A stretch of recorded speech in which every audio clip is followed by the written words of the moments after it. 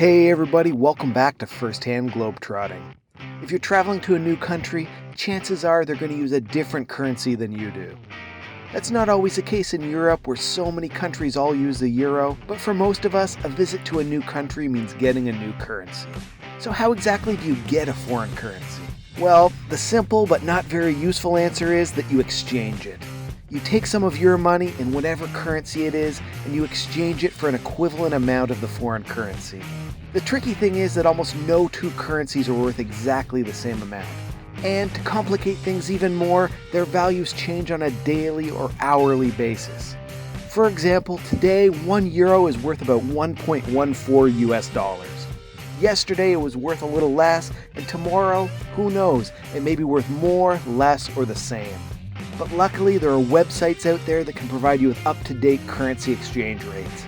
Personally, I like to use xe.com. It's free, easy to use, and very accurate, but there are plenty of other places that provide you with similar info. Okay, so that's all great.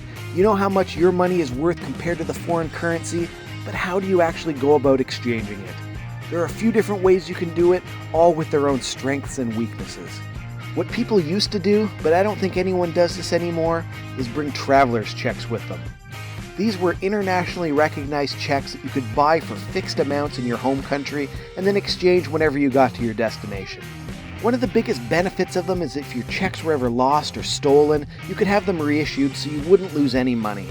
But the major drawback is that there'd be a cost to buying traveler's checks, and you'd have to buy them all before you left. So that's why almost no one uses them anymore when there are cheaper, easier, and equally safe options available. The second method is using a currency exchange service. You've probably seen them in airports and tourist areas. They're these little shops or windows where you can go and give them whatever currency you have, and they'll exchange it for you.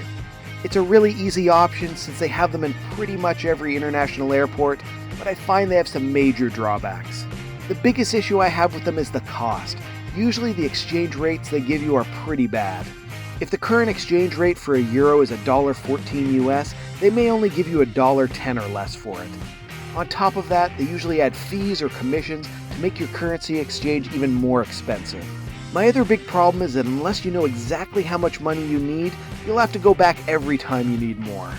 Personally, I never use currency exchanges. They're just way too expensive to use. What I do use is actually really simple and pretty much the same way I get money and pay for things back home. I use my bank card and my credit card. If you're going to a reasonably developed country with a banking system, they're probably going to have ATMs or other bank machines all over the city. Not all bank cards work in all machines, but you can call your bank and ask them what international banking networks they're part of. They'll probably be able to tell you whether your bank card will work in the country you're visiting and what symbols you need to look for on the bank machines. If your card works in the bank machine, you just put it in, say how much local currency you want, and it'll give it to you. The money will be taken right out of your bank back home, and the currency exchange will be done for you automatically. It's that easy. Whenever you need money, just find a bank machine. It's very similar for credit cards, especially if you have a Visa or MasterCard, since they're accepted in almost every country. But there are 3 very important things to check before you use your bank or credit cards internationally. First, and most important, make sure the country you're visiting has a sophisticated enough banking system that they have bank machines and accept credit cards. Most do, but I've been to a few that don't. In those situations, you're just going to have to bring some cash with you and use a currency exchange. Second, make sure to tell your bank and credit card company that you're traveling. If they see your cards being used internationally, they may think they've been stolen and deactivate them. I just call my bank before I leave and tell them my destination and travel dates, and I've never had a problem. Third, make sure to ask your bank and credit card company about any fees for using your card internationally. My bank card and credit cards don't have any foreign conversion fees and offer really good exchange rates, but some don't. So make sure to figure it out before you leave. If you're like me and travel a lot, it may be useful to open up a bank account or credit card that has no fees to use when you're traveling. So that's it. Now you know how to exchange your money into foreign currency on your vacation. If you liked the video, make sure to click the like button down below, subscribe to my channel, and share the video with your friends. And if you have any questions, post them in the video comments.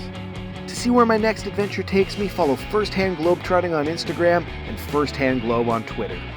And don't forget, it's an incredible world out there, so pick up your passport and do some first-hand globetrotting of your own.